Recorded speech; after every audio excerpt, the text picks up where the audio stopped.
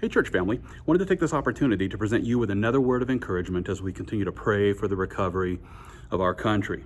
Now, when it comes to the question about masks, whether or not to wear one, I must confess that I'm a bit more confused than I've ever been, especially after last Wednesday when the CDC director, Robert Redfield, confessed that wearing a mask provides us with greater protection than a vaccine ever can.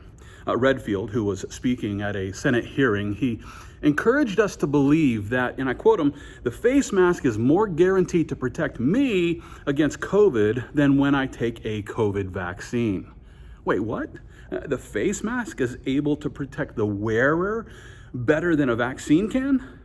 Director Redfield doubled down on this by insisting that vaccines aren't always effective. He spoke of it being, effective upwards of maybe 70%. But according to him, if you're wearing a face mask, then the face mask will protect you from getting the virus. Now, as we consider the way that the director of the CDC just assured us that the mask is able to protect the wearer from COVID-19 better than a vaccine, I can't help but to remember what the same man said back in February. It was actually during a House Foreign Affairs subcommittee when U.S. Representative Chrissy Houlihan asked him this. She asked, "Should you wear a mask if you're healthy?" Redfield responded with a resounding no. And if you're thinking, well, that was back in February, maybe information has changed, listen, I would appeal to a letter that Redfield wrote to Senator Ted Cruz on August the 25th.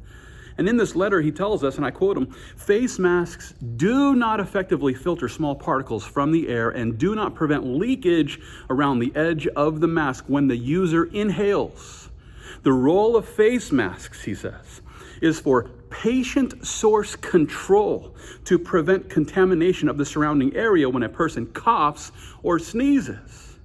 To put it simply, Director Redfield, he's assuring Senator Ted Cruz that the face mask is supposed to keep an infected person from spreading the disease when they cough or sneeze. And when they cough or sneeze, the virus turns into aerosol and it goes into the atmosphere. And so it's supposed to stop that from happening, kind of like when you cough into your elbow.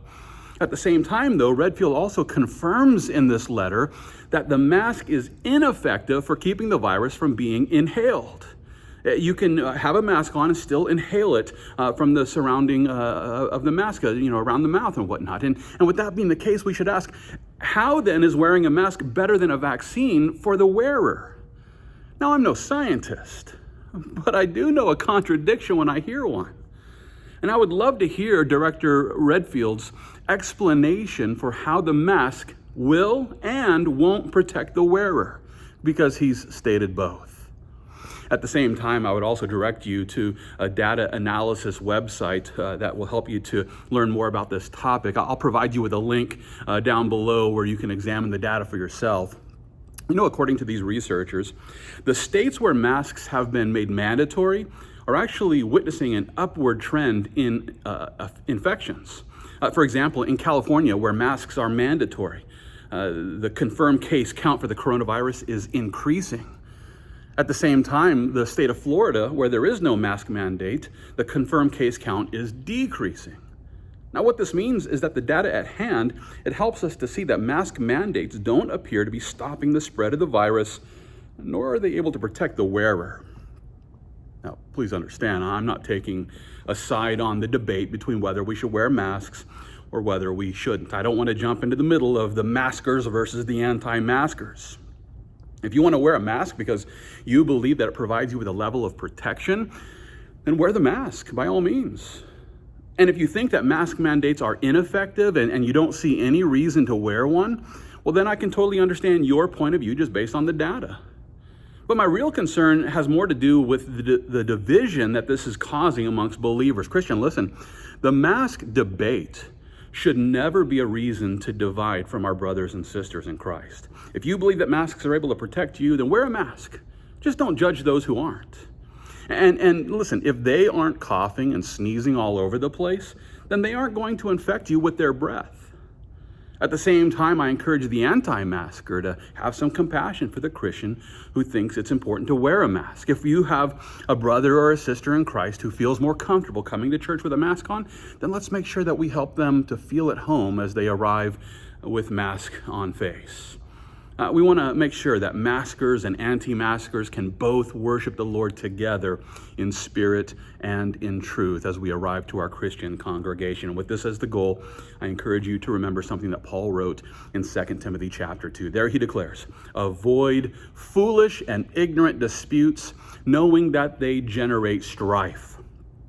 And a servant of the Lord must not quarrel, but be gentle to all, able to teach, and patient." Christian, listen. We all have opinions about the effectiveness of masks. The problem is that the experts have provided us with contradictory information. You know, they say one thing one day and another thing the next. And so it's no wonder why there's so many different opinions floating around. And with that being the case, you know, this might become a point of division as debates begin to occur between disciples. And I would encourage you, don't allow this to separate the saints. Let's be gracious believers who allow room for the debatable opinions that everyone is going to have, knowing that even the so-called experts are contradicting themselves. And with that being the case, I invite you to join us tomorrow. Wear a mask if you like, don't wear a mask if you don't like, but let's gather together right here at Calvary South Austin as we continue to worship the Lord together. Now, if you'd like to know more about our service times and the measures that we're taking to sanitize our facilities, you can find all this information right here at calvarysouthaustin.com. I hope to see you soon, but until I do, let's continue to fight the good fight of faith, all for the glory of God.